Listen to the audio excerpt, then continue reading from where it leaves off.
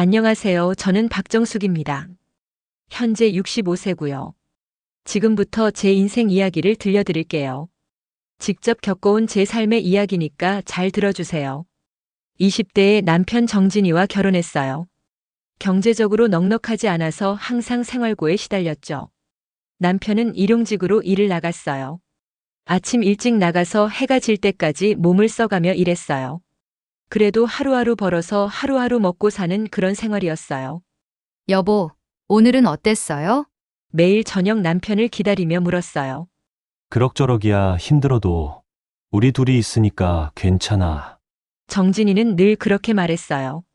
가난해도 사랑만 있으면 된다고 생각했거든요. 그러던 중에 아들 철수가 태어났어요. 정말 예쁘고 소중한 아이였죠. 작은 손가락으로 제 손을 꼭 잡는 모습을 보면 세상을 다 가진 기분이었어요. 하지만 현실은 냉혹했어요. 아이를 낳고 보니 돈이 더 필요했거든요. 기저귀값, 분유값, 병원비까지. 남편 혼자 버는 돈으론 턱없이 부족했어요. 밤에 아이가 울 때마다 마음이 아팠어요. 혹시 배가 고픈 건 아닌지, 아픈 건 아닌지. 병원에 데리고 가고 싶어도 돈이 없어서 망설이는 제 자신이 너무 초라했어요. 그래서 저도 일을 나가기로 했어요. 식당에서 일하기 시작했죠. 그런데 문제가 있었어요. 아이를 맡길 곳이 없었거든요. 어린이집도 비쌌고 친정은 시골이라 너무 멀었어요. 시댁도 사정이 어려워서 도움을 받을 수 없었죠. 한참을 고민하다가 결국 식당 사장님께 사정을 얘기했어요. 사장님, 죄송한데 아이를 맡길 곳이 없어서요. 혹시 아이를 데리고 와도 될까요? 가슴이 떨렸어요. 거절당할까봐 무서웠거든요. 다행히 사장님은 이해해 주시는 분이었어요. 아이고, 그럼 힘들겠네. 조심해서 데리고 와. 다른 손님들한테 피해만 안 주면 돼. 정말 고마웠죠. 세상에 이런 분도 있구나 싶었어요. 아침, 저녁으로 일했어요. 철수를 포대기에 메고 식당에 나갔죠. 설거지도 하고 서빙도 하고 청소도 했어요. 아이가 울면 잠깐 나가서 달래고 다시 들어와서 일했어요. 손님들이 쳐다보는 시선이 따가웠지만 참아야 했어요. 정수가 괜찮아. 너무 무리하는 거 아니야? 남편 정진이가 걱정스러운 목소리로 물었어요. 퇴근하고 돌아온 남편의 얼굴도 지쳐 보였어요. 괜찮아요. 우리가 힘내야죠. 저는 웃으며 대답했지만 솔직히 몸이 너무 힘들었어요. 그런데 그 힘든 시간도 잠깐이었어요. 운명은 우리에게 더 큰 시련을 준비하고 있었거든요. 어느 날 정진이가 일터에서 돌아오지 않았어요. 평소보다 늦는다 싶었는데 밤 9시가 넘어도 오지 않았어요. 그때 경찰서에서 연락이 왔어요. 교통사고가 났습니다. 빨리 병원으로 오세요. 머릿속이 하얘졌어요. 철수를 안고 택시를 타고 병원으로 달려갔어요. 병원 복도는 소독약 냄새가 진동했고 형광등 불빛은 너무 차갑게 느껴졌어요. 하지만 병원으로 달려갔을 때는 이미 늦었어요. 남편은 그렇게 세상을 떠났어요. 겨우 26살이었죠. 의사가 말했어요. 죄송합니다. 최선을 다했지만 그 말이 끝나자마자 하늘이 무너지는 것 같았어요. 세상에 혼자 남겨진 것 같은 공허함이 밀려왔죠. 철수를 안고 울었어요. 여보, 어떻게 나를 혼자 두고 가요? 이제 어떻게 해요? 말로 표현할 수 없는 절망감이었어요. 마치 깊은 구멍에 빠진 것 같았어요. 삶의 이유가 없어진 것 같았어요. 믿었던 남편마저 이 세상에 없으니까요. 그때 정말 생을 마감하고 싶은 마음까지 들었어요. 더 이상 살아갈 힘이 없었거든요. 어떻게 혼자서 아이를 키우며 살아갈 수 있을까요? 어느 날 밤 철수를 재워두고 정말 세상을 등지려고 했어요. 모든 게 끝난 것 같았거든요. 하지만 새근새근 자고 있는 아들을 보니까 차마 그럴 수가 없었어요. 이 아이는 어떻게 해? 이 아이만은 제대로 키워야지. 철수의 작은 얼굴을 보면서 생각했어요. 저밖에 없는 이 아이를 어떻게 버릴 수 있겠어요? 남편이 못다한 사랑까지 제가 해줘야 하는데요. 그 순간 결심했어요. 다시 열심히 살아보자고요. 남편을 위해서라도 철수를 위해서라도요. 비록 앞이 캄캄하고 어떻게 살아야 할지 모르겠지만 포기할 수는 없었어요. 이것이 엄마라는 이름의 무게였나 봐요. 다시 아이를 포대기에 메고 식당에서 열심히 일했어요. 혼자서 아이를 키운다는 게 쉽지 않았지만 포기할 수는 없었거든요. 매일 아침 거울을 보며 다짐했어요. 정수가 힘내. 철수를 위해서라도. 다행히 식당 사장님도 제 성실한 모습을 보고 크게 뭐라 하지 않았어요. 오히려 다른 직원들보다 더 꼼꼼히 일하는 제 모습을 좋게 봐주셨죠. 정숙 씨, 정말 대단해. 혼자서 아이까지 키우면서 일도 이렇게 잘하고. 단골 손님들도 저를 응원해 주셨어요. 힘내요. 철수 엄마. 지금은 힘들어도 나중엔 다 잘 될 거예요. 그런 말들이 큰 힘이 됐죠. 하지만 어려움도 많았어요. 젊은 여자 혼자 아이를 키운다고 하니까 남자들이 추파를 던지는 거예요. 정숙 씨, 저녁에 시간 되면 커피 한 잔 어때요? 아이 키우기 힘들죠? 제가 도와드릴게요. 이럴 때마다 남편이 없는 게 정말 서러웠어요. 아, 정진이가 있었다면. 그런 생각이 자꾸 들었죠. 남편이 살아있었다면 이런 시선들로부터 저를 지켜줬을 텐데요. 하지만 저는 단호했어요. 남자를 만나는 것보다는 아이를 잘 키우는 게 우선이라고 생각했거든요. 그래서 그런 접근들을 다 무시했어요. 죄송해요. 지금은 그럴 마음이 없어요. 그러던 어느 날 여느 때와 똑같은 점심시간이었어요. 사람들로 식당 안은 북적거리고 여기저기서 주문이 이어졌죠.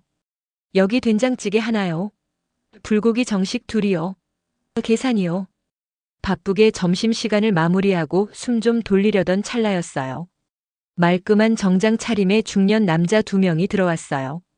평소 보던 동네 사람들과는 분위기가 달랐죠. 깔끔하고 품이 있어 보였어요. 어서 오세요. 뭘로 드릴까요? 된장찌개 2개 주세요.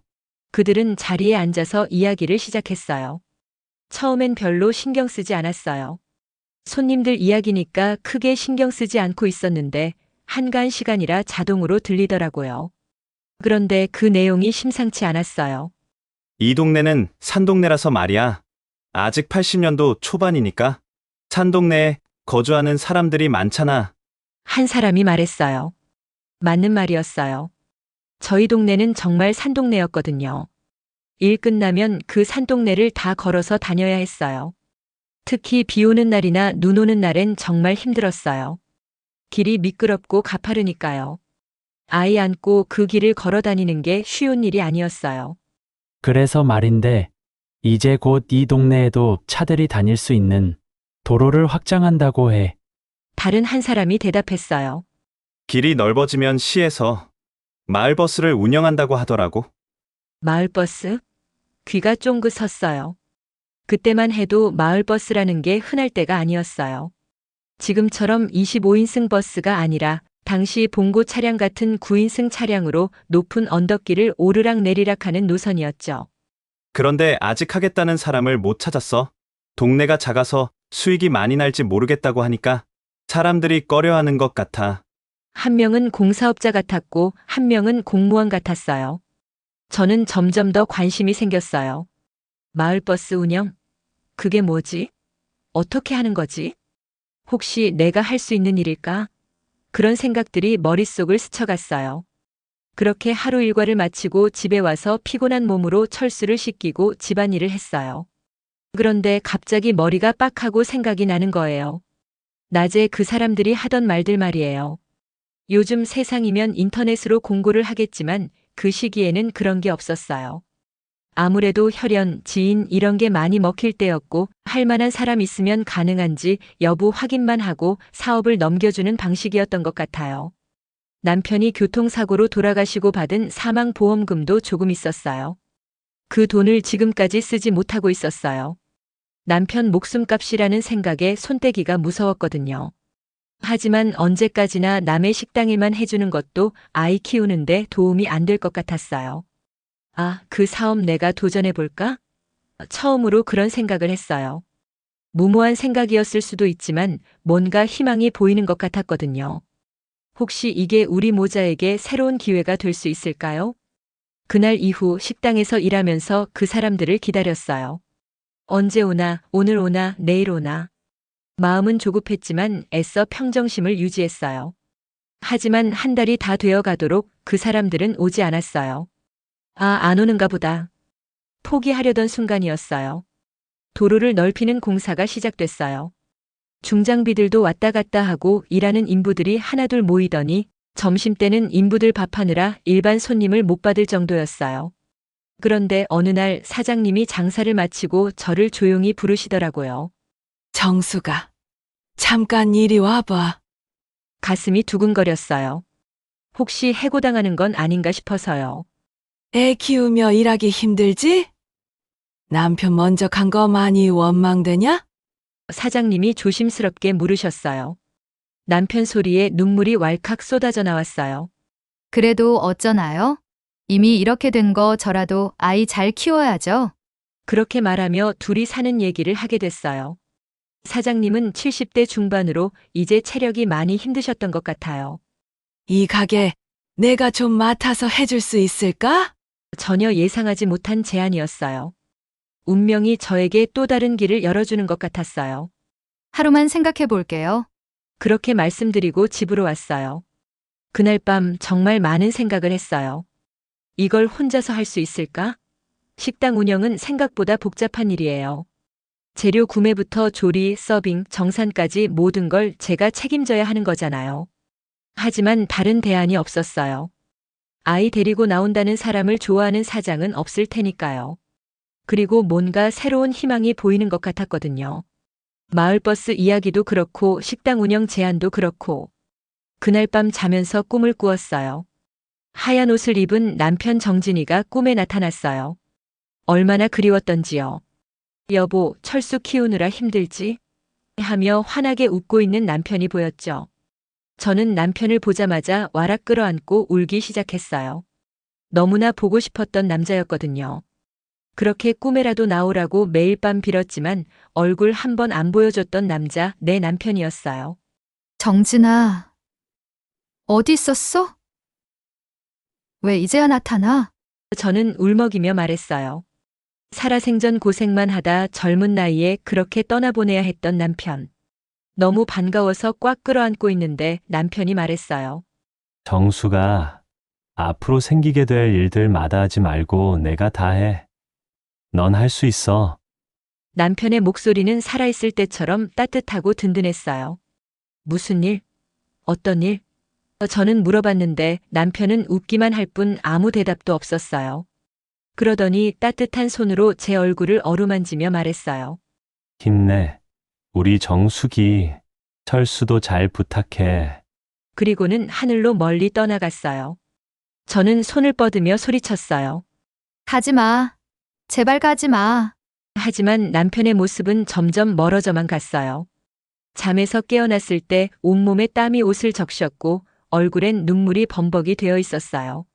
아, 그렇게 보고 싶었던 남편이 이제서야 꿈에 나왔네. 너무 감정이 복받쳐서 가만히 누워서 눈물만 흘렸어요. 하지만 이상하게 마음이 편안해졌어요.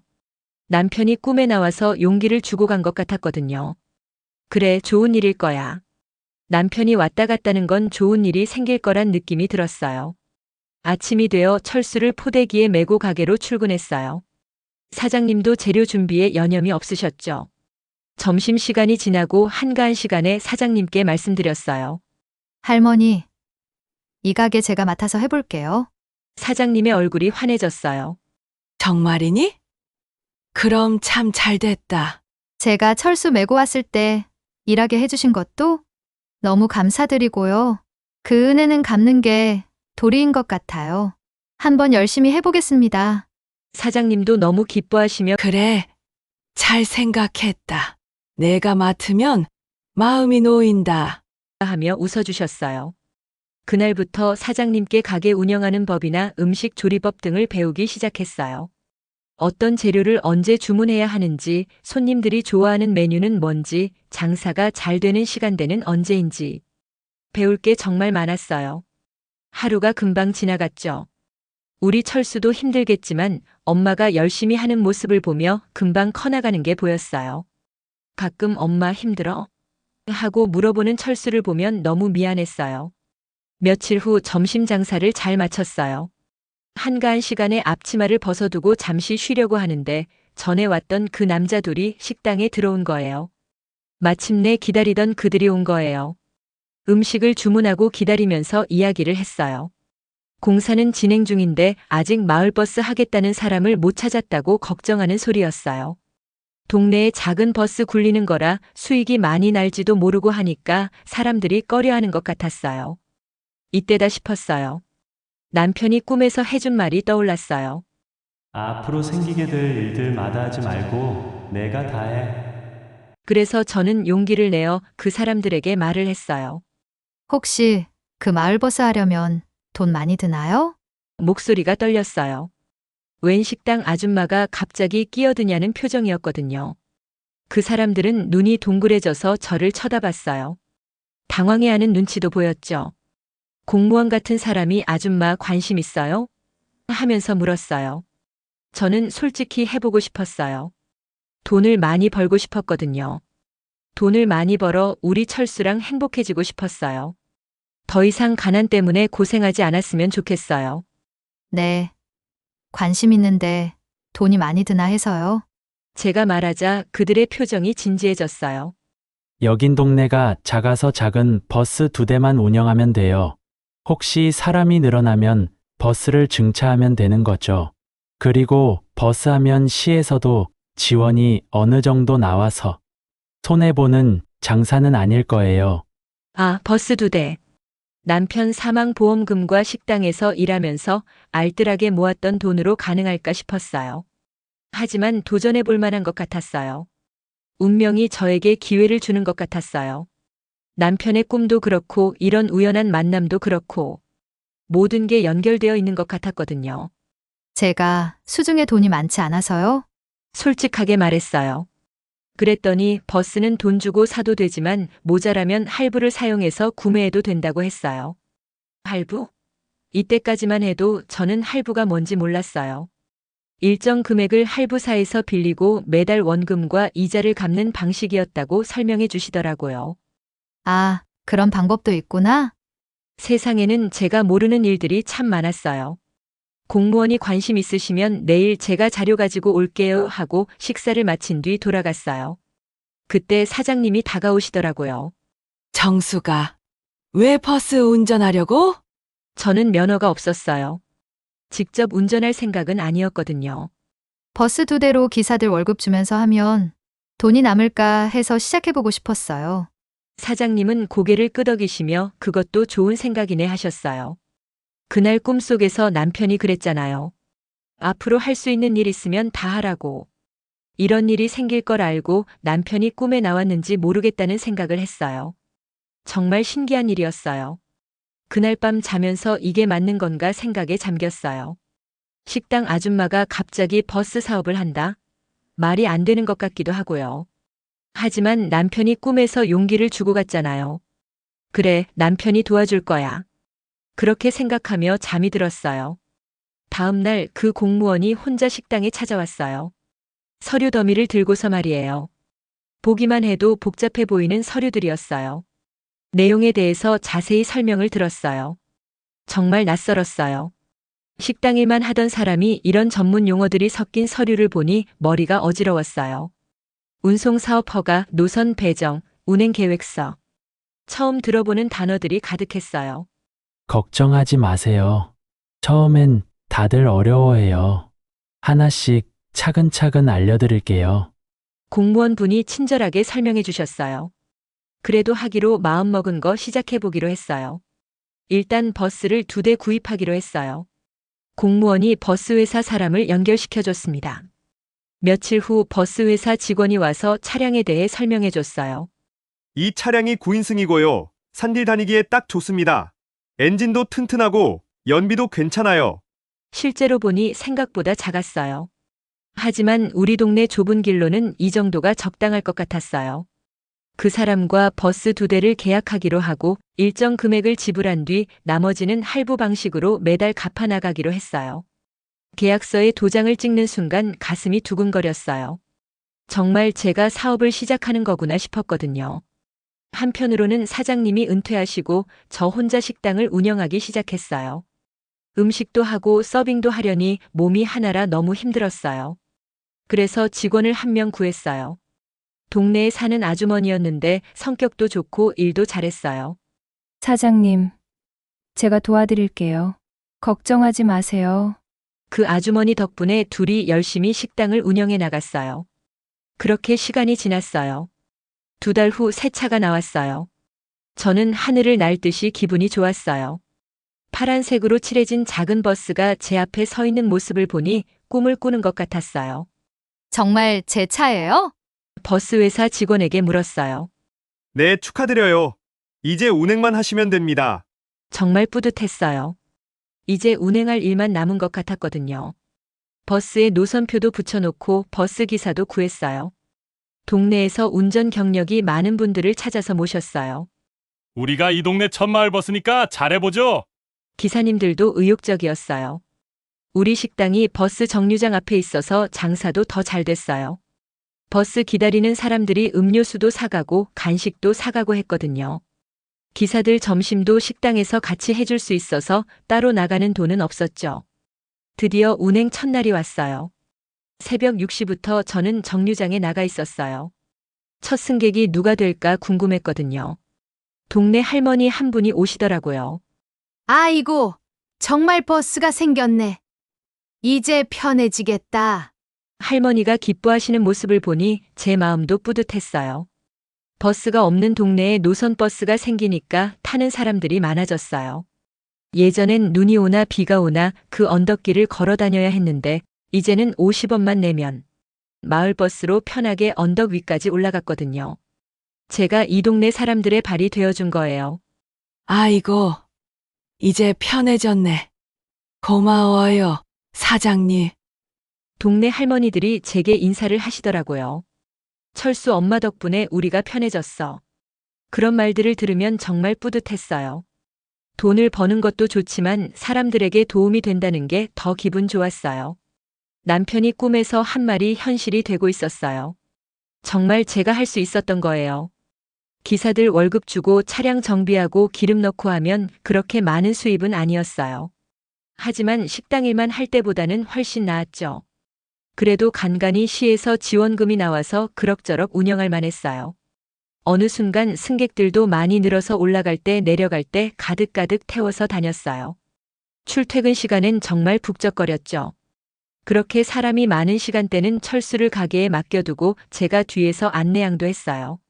어서 오세요. 안으로 들어가 주세요. 돈도 받고 동네 사람들이랑 인사도 하니까 너무 즐거웠어요. 어머, 사장님 오늘도 수고 많으세요. 철수 엄마 요즘 장사 잘 되지. 그런 말들을 들으면 정말 보람찼어요. 승객들이 많아져서 너무 불편하다는 소리가 들리기 시작했어요. 사장님, 버스가 너무 붐벼요. 좀 더 자주 다녔으면 좋겠어요. 그래서 결심했어요. 한 대 더 증차하기로 말이에요. 총 3대가 되어서 버스를 운영하게 됐어요. 수입도 더 늘어났죠. 그렇게 바쁜 시간을 지내며 철수도 국민학교에 다니기 시작하니까 훨씬 수월해졌어요. 아이가 학교에 있는 동안 마음 놓고 일할 수 있었거든요. 남편이 떠났을 때만 해도 제가 혼자 잘 살 수 있을까 걱정이 많았어요. 보험금으로 받은 돈이 있긴 했지만 남편 목숨값이라 생각해서 쓸 엄두를 내지 못했었거든요. 하지만 그 돈이 우리 모자를 살릴 돈이었다는 걸 이제야 알게 됐어요. 여보, 고마워요. 그리고 너무 그립습니다. 혼자 중얼거리곤 했어요. 남편이 마지막까지 우리를 보살펴준 거였어요. 어느덧 버스가 6대로 증차하게 됐어요. 이젠 사무실도 하나 내야 했어요. 기사 대기실도 필요했고 제가 사물을 볼 공간도 필요했거든요. 작지만 제 이름이 걸린 사무실이 생긴 거예요. 사업이 잘 되니까 여기저기서 사람들이 나타나더라고요. 제가 어려울 땐 쳐다도 안 보고 무시했던 사람들이 이젠 친근한 표정으로 제 주위에 나타나는 거예요. 정숙 씨, 사업 잘 되네. 우리 친척인데 일자리 하나 없어? 그리고 업자들도 많이 모였어요. 이게 돈이 좀 되어 보이니까 이 사업을 사려고 말이에요. 하지만 전 팔고 싶지 않았어요. 남편 보험금으로 일으킨 회사라 넘기고 싶지 않았거든요. 어느 날부터 한 업자가 하루가 멀다 하고 찾아왔어요. 사장님, 이 마을버스 노선 저희가 사고 싶습니다. 좋은 조건으로 해드릴게요. 저는 단호하게 거절했어요. 죄송하지만 팔 생각 없어요. 그 사이 철수 어릴 때만 해도 단칸방에서 살았지만 이제는 방 2칸짜리 집으로 이사를 했어요. 아이도 국민학교 다니고 자기만의 공간이 필요하다는 생각이 들어서였어요. 돈도 많지는 않지만 어느 정도 모아서 이사를 했어요. 철수도 좋아했어요. 엄마, 이제 내 방이 생겼어요. 책상도 있고 책장도 있어요. 그런 아들의 밝은 모습을 보니까 정말 행복했어요. 오늘도 하루 일과를 마치고 이불 속에 들어갔어요. 잠을 자는데 눈앞이 하얗고 눈부신 빛이 들어왔어요. 아, 남편 정진이었어요. 이번엔 더 환하게 웃고 있었죠. 그리고 저를 안아줬어요. 너무나도 따뜻하고 포근했어요. 남편은 저에게 무언가를 말하고 싶어 하는 듯 했어요. 하지만 말 대신 환한 미소만 지어주었어요. 그리고는 다시 꿈에서 깨어났어요. 이게 무슨 꿈일까? 남편이 나와서 기분은 좋긴 하지만 무슨 의미가 있는 건지 궁금했어요. 하지만 분명한 건 좋은 일이 생길 거라는 예감이었어요. 아침에 밥을 먹이고 철수를 학교에 보냈어요. 옷을 갈아입고 저는 또 사무실로 출근했어요. 버스는 새벽부터 분주히 운행하고 있었어요. 이젠 제가 직접 일을 안 해도 누군가 알아서 일을 하고 있는 것에 대해 내심 기뻤어요. 물론 월급은 나가지만 돈은 이렇게 버는 거구나 하며 생각했어요. 사업가가 된 기분이었죠. 그날 사무실 전화로 전화가 한 통 걸려왔어요. 몇 년 전 마을버스 노선 얘기를 했던 공무원이었어요. 그래도 명절 때나 가끔씩 들러 인사치레를 하고 있었기에 서먹하진 않았어요.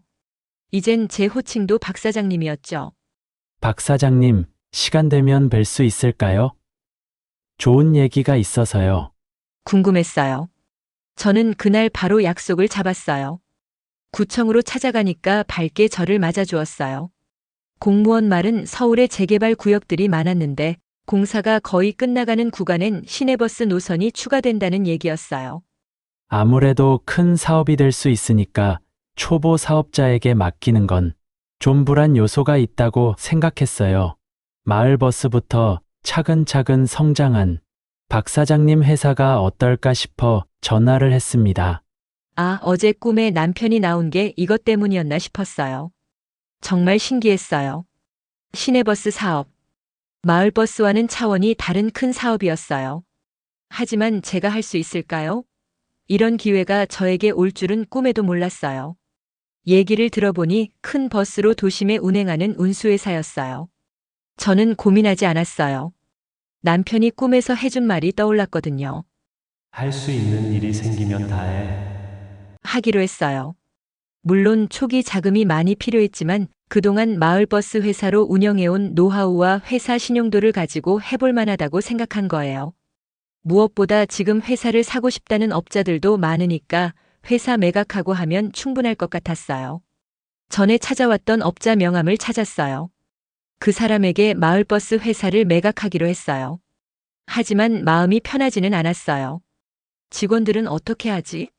그들을 버릴 수는 없었어요. 회사 분위기가 어수선했어요. 당연했죠. 갑자기 일자리를 잃게 됐으니까 말이에요. 저는 직원들을 다 불러 모았어요. 기사 12명, 사무직 1명, 식당 2명, 총 15명이었어요. 여러분들 회사 없어져서 걱정들 많은데 걱정하지 마세요. 사업 초기부터 지금까지 같이 해준 직원들을 버리지 않을 거예요. 직원 1명이 불안한 표정으로 물었어요. 회사가 없어지는데 어떻게 되는 거예요? 그래서 구청에서 나눴던 얘기를 했어요. 더 큰 운수회사로 나간다고요. 직원들은 놀란 눈치였어요. 이름만 사장이었던 젊은 애엄마가 더 큰 회사를 한다니까 말이에요. 제 나이 40이었거든요. 지금 직원들은 그대로 새 회사로 데리고 갈 거예요. 가서 새로운 직책도 맡기고 중요한 자리에서 일을 할 거예요. 직원들의 표정이 밝아졌어요. 정말이에요, 사장님? 그럼 우리가 가족인데. 회사 매각은 일사천리로 진행됐어요. 새로운 사장이 와서 일주일간 인수인계를 해줬어요. 새로운 기사들도 들어와서 우리 기존 기사들이 노선 알려주고 노하우들을 전수했어요. 우리는 서울 변두리에서 중심부로 들어갔어요. 조그만 사무실을 얻었어요. 버스도 큰 차량으로 20대 구매했어요. 시내버스는 마을버스와 달랐어요. 훨씬 크고 복잡했죠. 직원들도 늘어났고 정비팀, 식당 시설도 많이 늘어났어요. 그동안 같이 해준 직원들이 있어서 자리 잡는 데는 그리 오래 걸리지 않았어요. 시내버스 운행은 순조로웠어요. 나라에서 해주는 지원도 큰 도움이 됐어요. 마을버스와는 수입이 차이가 많이 났거든요. 정부에서 운수회사 매출이 떨어지면 지원을 해줬어요. 그렇게 시간이 지나고 우리 회사는 크게 성장했어요. 버스도 100여 대 가까이 되고 사업도 늘려 인천에도 노선을 따내서 회사가 2개가 됐어요. 마을버스 때부터 같이 해온 여직원 김주임은 제 눈빛만 봐도 알더라고요. 제가 무슨 지시를 내리려 하는지, 무슨 서류를 필요로 하는지 말이에요.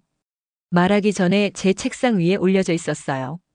20대 때 여상을 졸업하고 우리 회사에 왔는데 어느덧 30대 초반이 돼서 결혼을 하게 됐다고 청첩장을 꺼내더라고요. 덜컥 겁이 났어요. 혹시 결혼한다고 회사를 그만두는 건 아닌가 해서요. 다행히 결혼하고도 계속 다닌다고 하더라고요. 그래서 저는 그 직원에게 소형차를 결혼 선물로 줬어요.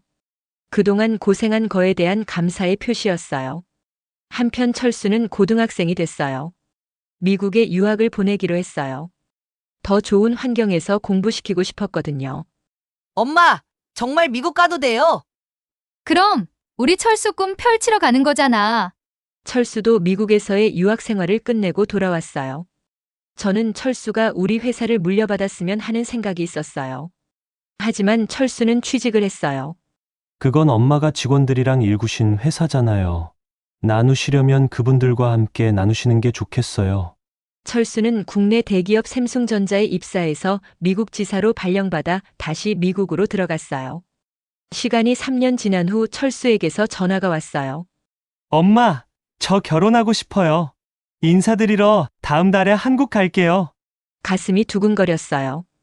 포대기 메고 다녔던 아들 녀석이 결혼을 한다니. 철수가 귀국해서 며느리 될 아이를 보니까 참 바르게 컸다고 생각했어요. 어머님, 안녕하세요. 철수가 항상 어머님 이야기를 많이 해줘서 뵙고 싶었어요. 마음에 쏙 들었어요. 인천 큰 호텔로 식장을 잡았어요. 음식도 스테이크로 비싼 음식으로 준비했어요. 화환은 호텔 현관까지 나갈 정도로 많이 들어왔어요. 식이 시작됐어요. 신랑 신부가 입장을 하고 철수가 마이크를 들었어요. 사랑하는 어머니, 이른 나이에 아버지 먼저 떠나보내시고 포대기에 저를 들쳐매고 죽어라 일만 하셨던 어머니, 정말 고맙습니다. 저는 눈물이 흘렀어요. 어머니가 아니셨다면 지금의 제가 있을 수 없었을 거예요. 어머니의 사랑과 희생으로 자란 저를 이렇게 좋은 사람과 결혼시켜 주셔서 감사합니다. 식이 끝나고 철수와 며느리가 제게 왔어요. 엄마, 고생 많으셨어요. 이제 저희가 효도할게요. 지금 나이 68세, 돌아보면 제 인생이 참 대단했던 것 같아요. 20대에 남편을 잃고 절망했던 젊은 여자가 이렇게까지 올 수 있었던 건 포기하지 않았기 때문이에요. 식당 운영도 하고 마을버스 사업도 하고 시내버스 회사까지 키웠어요. 철수도 좋은 사람과 결혼해서 행복하게 살고 있어요. 손자까지 생겨서 정말 행복해요. 여러분들도 힘든 일이 생긴다면 좌절부터 하지 말고 일어나기 위해 노력했으면 좋겠어요. 저처럼 평범한 사람도 할 수 있었으니까 여러분들도 충분히 할 수 있을 거예요. 인생은 한 번뿐이에요. 포기하지 말고 끝까지 해보세요.